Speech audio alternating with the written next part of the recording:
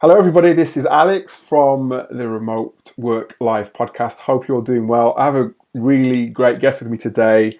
I have Dan Yoder, who is the chief panda with Panda Strike. And yeah, I'm just as curious as you. I'm going to ask Dan in a minute all about Panda Strike and how it came to be. But I'm really glad to have you here, Dan, and thank you so much for joining me. No, I'm excited to be able to do this. Thank you. Excellent. For all you don't know, Panda Strike is it's a remote first business built by and for developers and DevOps professionals. And Dan, I knew I had to have Dan on the show because I know a lot of you are building your business, and I know there are a number of you as well who potentially want to join a remote business. So I think Dan, because of his experience, he's got a lot to offer in that way because he's been building remote development teams for the best part of a decade. And he's been in the world of software development for the best part of 30 or so years. So, Yeah, a long time. a long time.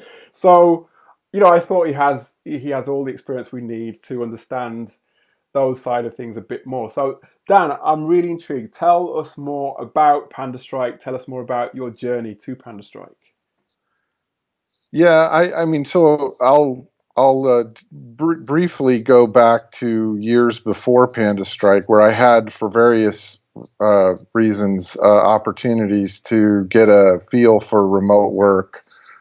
Starting with working with a consultancy back just 20 years ago now, and where we had some clients where they were remote, and it started me thinking, well, if you can do remote, we weren't remote. Like, everybody would come into an office and work, but the client was remote. So, you start thinking, well, why do we all need to be, it turns out that this happens all the time, right? Big companies have offices all over the world. Sometimes they routinely coordinate projects between them. You have, in sales, the sales representatives are often, all over the place, and no one seems to think anything of it. But then you say, oh, I would like to have, I think it would be great if the development team works remote, and everybody kind of freezes and is thinking, well, oh boy, how are we going to know that they're actually working?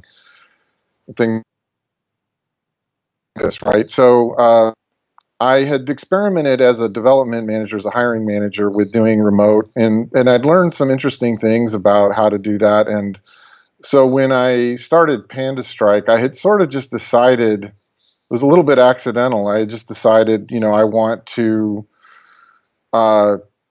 whatever I'm doing next, I want it to not have to be a thing where everybody has to go into an office. And Fair enough. didn't really intend to start it as a dev shop. It was sort of more intended to just be kind of a temporary thing while I figured out what we were doing. And but we were very clear with clients that we were a remote shop, and if they were going to hire us, they weren't going to see us very often. So, and then it just kind of worked out that we kept getting business. We did good work. People kept coming back for more, and I guess it's been 7 years now, and we're still here. So still doing that. Excellent. Why Panda Strike? I'm intrigued. You mean the name? Yes. Yeah, I wish. It turns out people seem to really like the name, I but do. Yeah, I it, love it. and I wish I could say that it was some sort of inspired stroke of genius, but it was literally, it came out of frustration because I couldn't come up with a name that people liked, and so I would make this joke. Well, I could always just call it Panda Strike, and people would laugh. And the third time I made the joke, I thought, wait a minute, maybe this isn't a terrible name. So I tried it at a client. Up until that point, I had been calling myself Dan Yoder Enterprises. So then I went to a client. And I said, "Yeah, we're Panda Strike," and I sort of looked around the room to see what would happen, and everybody just kind of nodded and went, "Okay." And I thought, "All right, well, let's just go with it." Fair enough. Well, it's certainly memorable. And that's what you want, isn't it? You want people to remember the name, don't you? Really, I guess. Yeah, yeah. I mean that. and then we did a logo contest on 99 designs that actually worked out pretty well. So we came up with these cute little pandas, and so yeah, that's why I say I wish I could take credit for it, because from a branding standpoint, it's memorable. We've actually had people asking us like if we have plushies or anything with the little pandas, that kind of stuff. So one of these days, maybe we're gonna Maybe. open up a little storefront and sell plushies instead of doing development consulting. Well, I know my little girl would love one because she loves pandas. She always goes on about about Well, pandas. So, see, yeah. there you go. Yeah. And Dan, tell us about your some of your typical clients then and your typical work, if there is such a thing with Panda Strike. No, there is. The pattern has been our strength has mostly been in doing work for where there's a lot of scale involved. So where you've got a consumer facing thing associated with like a movie launch or something, and there might be millions of people using that, and it needs to not fall over right away. And so it's been a variety of companies where they kind of already know that that's what they need, and they just are looking for people who can execute against that, or in some cases companies that didn't know that's what they needed and maybe were either more successful than they anticipated or just didn't quite get the architecture right the first time around, and so they needed somebody to come in and kind of help them very quickly get things stood up. And then usually on those kinds of deals, once we've done that, it's we just kind of then they can kind of continue on. But yeah, that's been the pattern. It's more like we're not the shop where if you want, I mean, I would love to do more like visual design work where we have more. It's very sometimes a little frustrating because it's hard sometimes to point to what we did exactly. We can Right. point to a consumer app or something, and people go, "Oh, wow, you designed this?" Like, no, we didn't design it. We just made sure that it doesn't fall over when people use Yeah. it. So it would be nice to do more of that, but for the most part, we're the ones doing the behind the scenes stuff so that it's fast and secure and doesn't fall down, if there's a big spike in usage, that kind of thing. Are you able to drop some names, some names of some of your clients, or is that something that you keep in house? Well, our biggest client is Disney. Wow. We can't talk a whole lot about that, but yeah, that's probably the biggest marquee name that we have. We've done some work with some smaller startup type companies as well, but that's the one that everybody would recognize. Well, I'll tell you what, pandas and Disney. My little girl will be loving this interview, I think. Well, And the thing is, like, what I have to keep under wraps is that my stepdaughters are very much into Universal Studios these days. So yeah, that's yeah, but it doesn't get much bigger than Disney, so that's really good. So, tell us about your team. I mean, you obviously you're a distributed team. Are you mostly located in America, North America, or do you have other people across the world? We've historically been mostly in North America. But we have had a few people. We've had ranging from Mexico to Australia to Finland at various points. But for the most part, it's partly just because of time zone issues. So you know, um, it's not anything where we are saying, okay, well, we only want to work with people from North America. It's more just like we did have an experience where we had a developer who was time shifted pretty badly because needed to be able to coordinate with the client, and I think that was actually kind of causing like low key depression. Wow. And so we were a little concerned about, people a lot of times will come when they're applying for, when we're looking for people, and they'll say, well, I don't mind time shifting. I don't mind. I can adapt to the different time zone. But in the limited experience we've had with it, it's, I'm not sure that it's the healthiest possible, thing for the people involved. So, that's certainly part of. We don't really like to ask them to time shift. So if they're doing, if we've got a client where they want to have like regular meetings or something, then that's something that we take into consideration. Right. And I But we mean, are looking more at doing Canada and Mexico and anything within that time zone range where it can be coordinated reasonably with people who are based on U.S. time zones, because most of our clients so far have been U.S. based. right. And apart from the coordinating teams and time zones and working across time zones, have you, I mean, over the years, well, I'm sure you have, I mean, challenges and in terms of managing your team, how do you overcome those sort of challenges of managing a remote team? Well, you can also look at it as a little bit of an opportunity. I think it Hmm. depends on whether or not you're like, from my perspective, I felt like I kind of had to unlearn things that were related to learning how to manage teams when you're on site.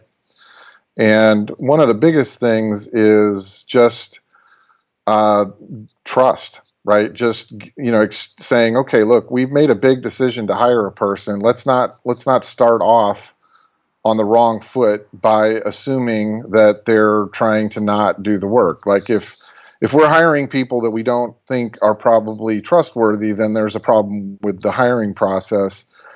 And so we sort of try to give people the benefit of the doubt. And sometimes there's been a couple occasions where that's burned us a little bit. Hmm.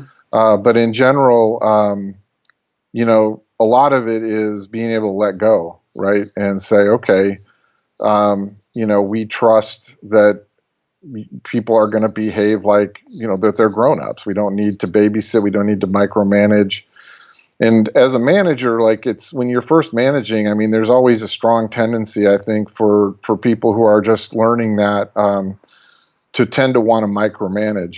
You start to become a little concerned that, well, what if it's not right? What if we don't make the deadline or whatever? And I think some of it is just, it's a great opportunity to say, well, I can't really do that. It's remote. It's, I can't be help. I can't, you can't be, like, literally, you can't be looking over people's shoulders. So, uh, you know, that's a challenge, but also kind of an opportunity to grow as a manager and a leader. No, I can imagine. And I think you, how many in your team now? You've got, I mean, all the team that you have, are they all on your website, all the pictures there, or is it a bigger team than that? Uh, yeah, I try to keep that up to date. I'm not sure when I last updated it. We currently have nine people, Okay. And what's the nine technical staff. technical staff? So you've got technical. What is the? I suppose what's the makeup of your team? So you've got technical. You've got administrative as well. What's the split Yeah, of your so we team? have we have an engagement manager who works with the clients to make sure that, basically everything's going well, going smoothly. And this kind of is another aspect of, probably the biggest thing that we do as a value add, as a firm, is making sure that the communication is happening, right? Right. So when you're talking about remote, that's the number one thing that can be neglected. People's teams, I've actually seen cases where teams have sort of forgotten about a remote person that was on the team because the rest of the team wasn't remote. And so a lot of it is just making sure that they're not, some people aren't super comfortable being really assertive. So we have an engagement manager that sort of helps with that. So, if it seems like they're having trouble getting feedback that they need, or direction, or there's the client's unhappy, but they're not talking to to us about it. We're pretty proactive about that. And then we do have, pretty much a full-time administrative person that is really, that's kind of, it's pretty much runs the business, actually, Right. operationally. So it's probably closer to like a COO or president type of role. Okay. And apart from that, yeah, you said communication is important. And I think that's a recurring theme on the a lot of people I've spoken to who like yourself are managers, leaders within a remote business. How do you actually? Because you also talked about you touched on the depression, your suspected depression of one of your members of staff. How do you keep everybody sort of, I guess, I don't know, engaged and sort of on board with everything that's going on? So, I mean, some teams do meetups and all that sort of thing. What do you do? We do online meetups. I would love to do stuff that's in person, but there's a couple things that we found that were a little bit tricky about that. Hmm. One is just we're relatively small, so the cost has been a factor. But there's also, for depending on the types of folks that you're hiring, it can be a little bit it's a little bit intrusive, right? So, there's this presumption that, okay, we're going to have a company thing, and it's going to be, July in this location. And there are people who have families and responsibilities that are outside of work or commitments that they're making. And they, it's a lot to ask them to say, look, if you don't come out at this point, then you're excluded, right? Right. Implicitly. And so I think it's something that is great when you can do it, but we've sort of not felt like we were, like if you can do that more often, maybe it's not, then maybe they weren't able to come once, but they could come the next time. Hmm. So we have done some stuff opportunistically, like when a client has wanted to have a kickoff or something on a project, we'll fly some people out, and we try to take advantage of those opportunities as much as we can. But other than that, everything's online. We do meetups online where everybody joins a call, Hmm. and we do a lot of checking in with people, and occasionally just throwing out like a conversation teaser just out of nowhere just to see. We've tried a bunch of different things, and I do think it's like an ongoing learning process, figuring out what works. But so far, as far as I'm aware, like when we've talked to people who are leaving the company, that's probably the most relevant, because people who are still working, maybe they're not always going to be 100% candid, but generally people have been, they have not felt that it was, that it was problematic. Right. But I also think that has to do a little bit with, if you're hiring people who are drawn to remote work. Like I remember we had one candidate who just in the end just decided that it would be too isolating, that he was too social of a person Right. and just didn't really want to. There are people that just don't, that camaraderie at the office is a big part of what makes them tick. So it's not for everybody. But if you're hiring people and you're in your interviewing or vetting process, you're sort of making sure that they're really excited about working remotely, like a lot of your audience probably falls into this category, right? Hmm. Then Yes. I think, if as long as you're making the effort, people are fine, because they're already kind of in the mindset that this is what they wanted, right? They wanted to be able to work remotely, so you Yeah. know, Yeah. No, I'm with you on that, because what I've found is a lot of people who work remotely are sort of have the certain attributes and a certain tendency to want to do that, don't they? And it's like you said, there's certain people right. who need that sort of camaraderie and the constant contact with people, and it just doesn't suit them, I guess. So no, I'm with you there. And something that, I mean, talking about people and hiring, I noticed that you mentioned, you talked about diversity. I think it was on your LinkedIn profile. I think I saw this. Diversity and inclusivity in tech is a strength and a moral imperative. What led you to sort of to I suppose to say that? Well, I mean, the first thing I would do is sort of defer to people who I have learned a lot from on that score. Like groups like Code 2040, for example, have been, I think, doing a lot of great work to help people.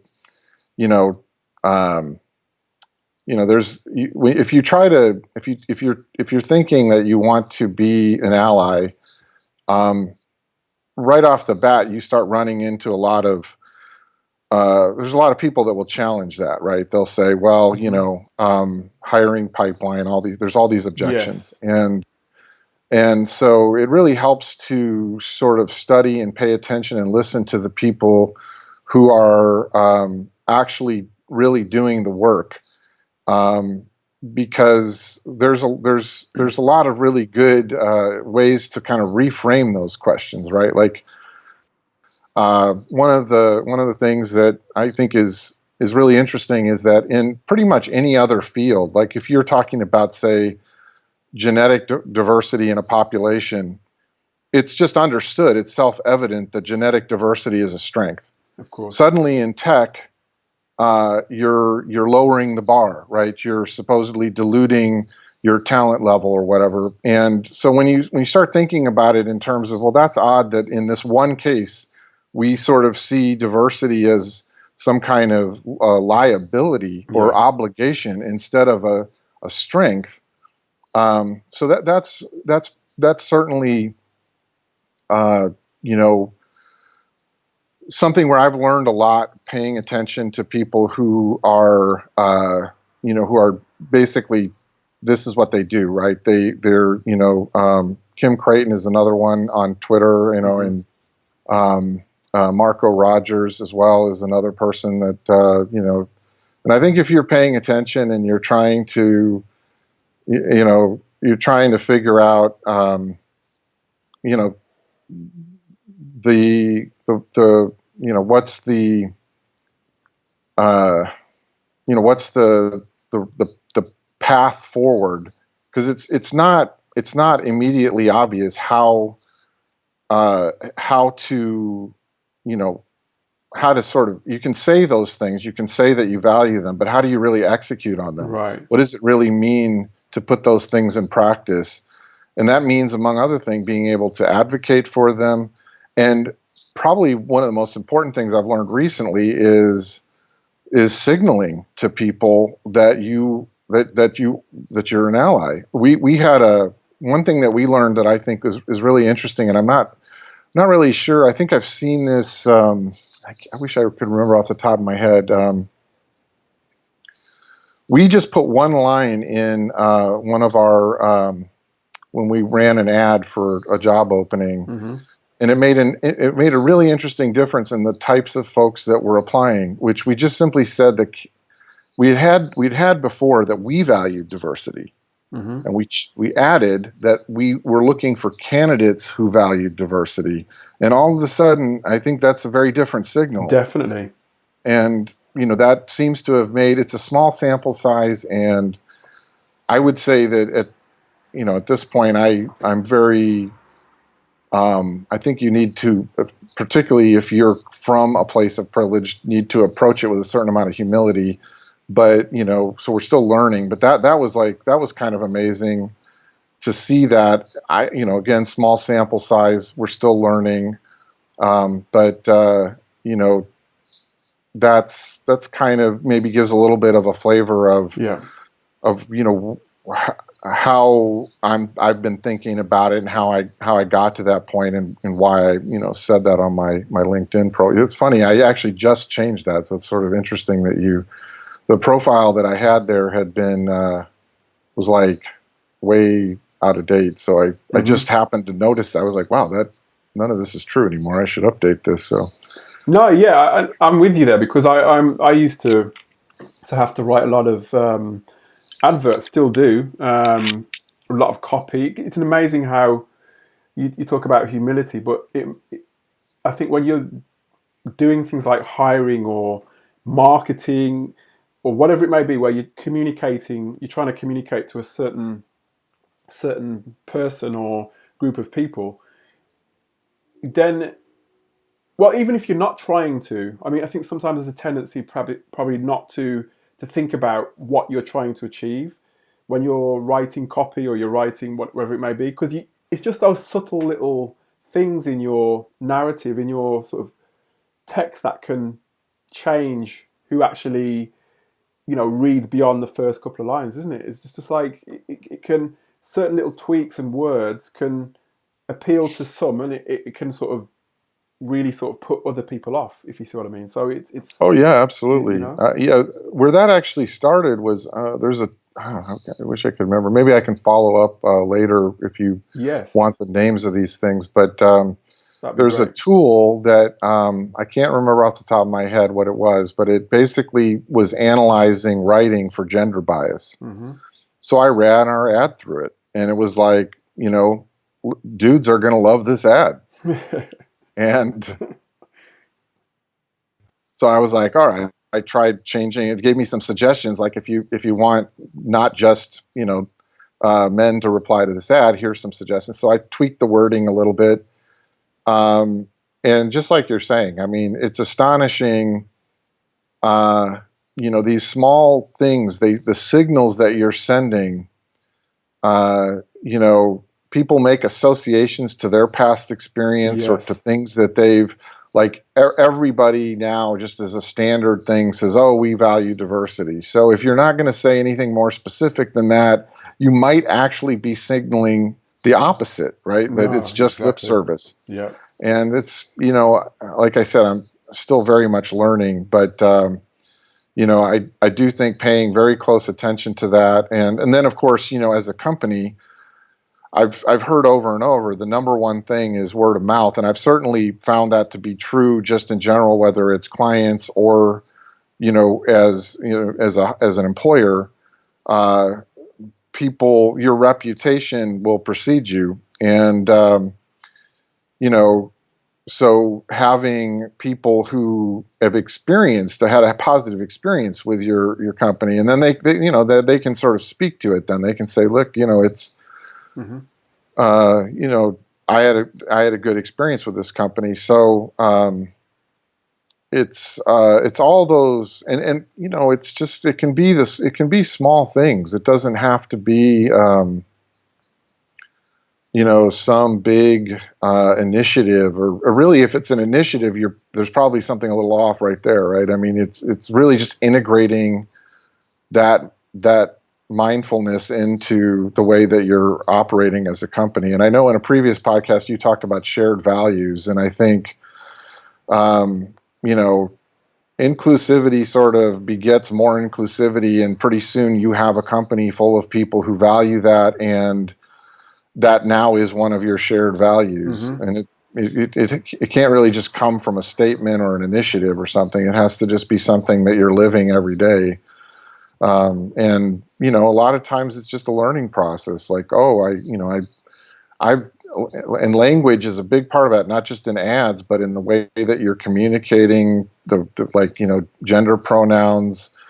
The use of like one thing I've been trying. It's kind of an endless battle, but the word, the word guys, which I tend to use. I use that a lot. Yeah. Yeah. Yeah, I have had that like as a habit linguistically, but for a lot of women, it's excluding. Yeah. So, um, it's like you're just constantly learning and working, and the language itself evolves and so on. So I think, like you said, I mean, the smallest things can make a difference to people. It's not really that hard in a lot of cases, right? It's not like people are asking for the sun, the moon, and the stars. Exactly. Yeah. And I think that open-mindedness as well. You talk about mindfulness. That's where it starts. Really, it's like you said. It's not. There's not real. It's just humanity, isn't it? Just to sort of being humane and understanding of other people. There doesn't have to be anything technical about. You don't have to go to school to study how to hire culturally. How hire a diverse team. It's just just understanding people. And like you said, that open-mindedness can help you to You'd have that think, in. right? Yeah, It you'd think seems so. so that there's for some reason that is a lot more of a challenge than it seems like it ought to be. Yeah, and I suppose it's because part of what's happening is when people are going to school, they're actually learning bias, right? As a part of that, the way the institutions of higher learning and our culture and so on. There's just a lot of conditioning, so you Hmm. kind of have to Want to unlearn learn? That's that what I was and kind thinking. of Yeah. get in touch with your humanity, right? Yeah. Like you're saying, it's really just about that. If somebody is named Joseph and they say, "Hey, can you call me Joe?" You call him Joe, right? Yeah. You're not like, "Oh my God, what a pain," if somebody comes in and says, "Hey, I would like you to, use not say guys when you're talking about women," and people are like, "Oh my gosh, this is," or I would like you Politically to, correct. Yeah, yeah. yeah, oh yeah, the whole political, They accuse I've you of been being so politically politically, correct. yeah, like it was just this huge ask or something. I mean, it's Yeah, just asking people. I mean, it's there. That's your prerogative. Generally in other contexts, if you want to be, you get called what you want to be called, and that's just one example, right? But that's it's such a small ask. But for some reason, it turns into this, um, this, and I think it is because it sort of does challenge.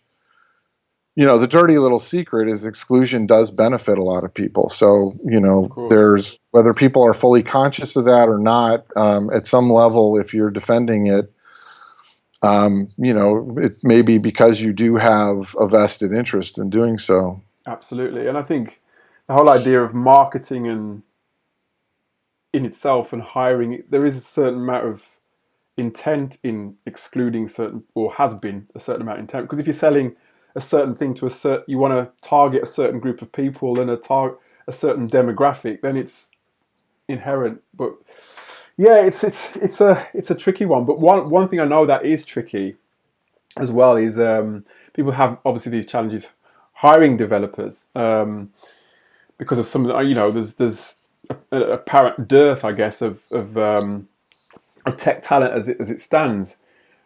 And it's not easy actually. Hiring developers is very different to, I think, hiring many other different. I mean, I've hired so many different types of people. I mean, how would you advise businesses to go about, hiring a team of developers or a developer to work on their project? Well, there's a lot to that question. I Yeah, mean, sorry. the first thing certainly is, don't, be aware, like, don't exclude three-quarters of the talent pool, you know, well, just don't do that. Yeah, You can't talk about there's a dearth of talent when, you know, we're not even talking about all the people that are actually, there's a lot of people who do have the talent and they're not being given the opportunity. And one of the things that I think is important in that context is understanding,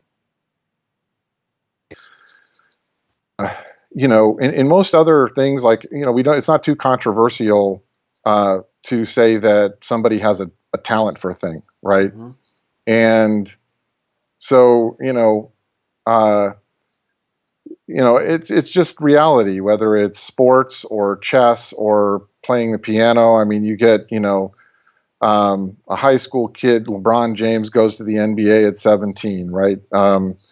The, you know, There's a young woman, I forget her name, who just became the youngest, I think, international master in chess, hmm and she's like 13 or something like this. So the youngest ever woman, I think it was, or you know, she's still a young woman, but um, you know, then that's true in development. So when you're excluding that kind of talent because you're looking for experience, or you're just whatever signaling to people that you're not actually going to give them a fair shot.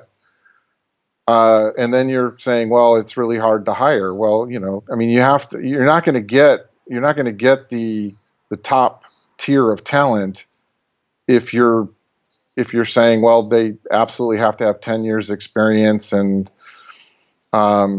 and they have to be a culture fit, right? I yeah, mean, you need to, if you really have a problem with talent, I mean, you just need to sort of stretch a little, right? You need to figure out how you're going to adapt to get the talent, how you're going to maybe invest a little bit in people, because the talent is out there. I have myself been able many times to find talent, I think partly just in places where people had overlooked. I mean, at one gig, I was able to essentially almost assemble a team just from people that were being passed over by other groups, right? I mean, Wow. it was so I've experienced that personally. I do think anything where it's technical, whether it's software development or like data analytics, or even or maybe like financial forecasting, anything where you need a lot of technical background. You also do need to understand, that it's hard to you have to put the investment into figuring out, how do I identify people that are going to excel at this. And a lot of times, like with development hires, I've sort of, I've noticed that some of it just depends on, do you have people that really know their stuff doing the actual interviewing, right, in the interview process? And are you simultaneously trying to get candidates to put their best foot forward? Right. It doesn't, if you have somebody who's kind of a toxic personality and they really know their stuff, but they're basically just kind of almost humiliating the candidate. And then again, you're kind of wondering, like, why are people not, applying? I Of mean, course. what is that person? They may be good at what they're doing, but what is that costing you? Right. I mean, in terms of, especially if you're trying to grow and hire, that person is probably driving away a lot of talent. Of course. So I think it's also about, you got to get both. You got to get people who are, that shared values thing again comes into play, and that are technically competent, right? That know how to look for, okay, this person is going to do really well here. We're probably going to need to train them up a little bit over here. And like I said, I mean, that's an easy one to just kind of go on and on about, because hiring is really hard to do well. No, it is, and it's like you said, if you're getting people through the door, but at some stage in the process, the person doing the interviewing is putting them off in some way or another, shape or form, with the questions and the atmosphere, it's making your life twice as more difficult, isn't it? So, because for me, hiring is about, and interviewing is about trying to understand somebody and make them feel welcome, and like you said, not to humiliate them, just to sort of get them to talk, get them to open up and talk about themselves. But And some of those yeah, people end up being the best people, because sometimes they're not being given the opportunity, and when they get one, they are all in. And I mean, so it's like you're missing the opportunity kind of like double, because you're getting somebody who's also going to be really, truly grateful for the opportunity. And you know and that putting the best foot forward thing, I think, is so important, because it's an intimidating process, and it's so lopsided already. You're an employer, they're trying to get a job, right? mm-hmm. So you're already in this thing where you've got an asymmetrical power thing Of happening, and you course. certainly don't need to add to that, right? Mm-hmm. So, like, one of the things, as a practical matter, maybe this will be helpful to some people, is like, one of the things that we do is we ask somebody to tell us what kind of problem, like, what can they show us to Mm-hmm. demonstrate, instead of saying, like, how do you implement a red black tree or something, right? We say, what kind of problem, do you think that you could solve, and to demonstrate, your, where are you strong? You Mm-hmm. tell us we want to see what you can do. How would you like to show us that? Right. And it's a little trickier because it's a little harder to evaluate, right? Sometimes people might want to do something in a language that we're not as familiar with, or a framework, or something like that. But you're more likely to get people to be excited about talking about something that they know they can do, then and it still accomplishes the same thing at the end of the day, right? That they're able to show you that they have competence and skill technically. Or sometimes we'll just explore, like, what's something that you're really proud of that you've done, and let's talk about it. Some to get them to get the interview on that into that mode of, you know, somebody starting to feel maybe kind of good about themselves, right? Like, Of yeah, course. I'm kind of awesome, really, right? No, and I think those questions that you mentioned, that they are the kind of questions that empower the interviewee to, like you said, to really open up, to really see that you value what they have to bring, rather than saying, this is what we want, this is what we want you to do, when we want you to do it. How can you add to that sort of thing? It's you're empowering them by essentially opening the floor up to them to give their response. But I love that one. I love it. Well, Dan, it's been great speaking to you, and it's been eye-opening. It's been interesting, and in fact, I could speak to you for much longer, because I've got, as we've been talking, many more questions have been just popping up in my head. But I know you're busy, and you've been very kind with your time. So I really want to say thank you for joining me. I just wanted to know, just finally, what are your plans for the forthcoming year? Any new developments with Panda Strike at all that we should look out for? No, not so much. It's pretty much steady state. We're trying to grow the company a little bit, but in a fairly modest way. So no big initiatives there. We do have some open source projects that I don't know. Hopefully next year. I mean, we haven't done a lot of promotion around them, and so that's something that we'll probably be doing more of. And there's a couple of other irons in the fire, but nothing that makes sense to talk about yet. Mm-hmm.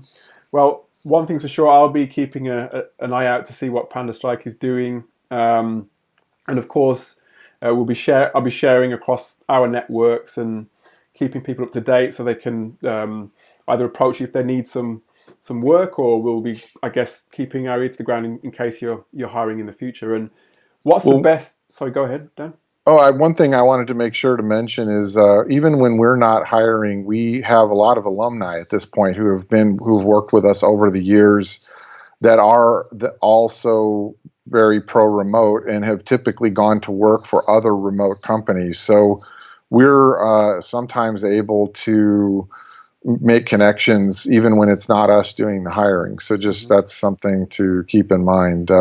It's not just, we're a pretty tiny company, but we do also know a lot of folks who are doing remote, so we can connect people up. That's something I thought maybe worth throwing out there. That's definitely worth throwing out, because, like you said, I think if you've worked in a remote space, then it's always good to, I think a lot of the people who own remote businesses prefer people who have that experience. So it's good. So we'll keep that connection open, and we'll make sure that we highlight that in the show notes. So everybody look out for the show notes, and you can find Panda Strike at pandastrike.com. As easy as that. Simple enough, right? Yeah. Thank you so much for your time. And as I said, we'll be keeping an eye out to see what Panda Strike is up to in the future. Thank you. Thank you, and I really enjoyed it. Me too.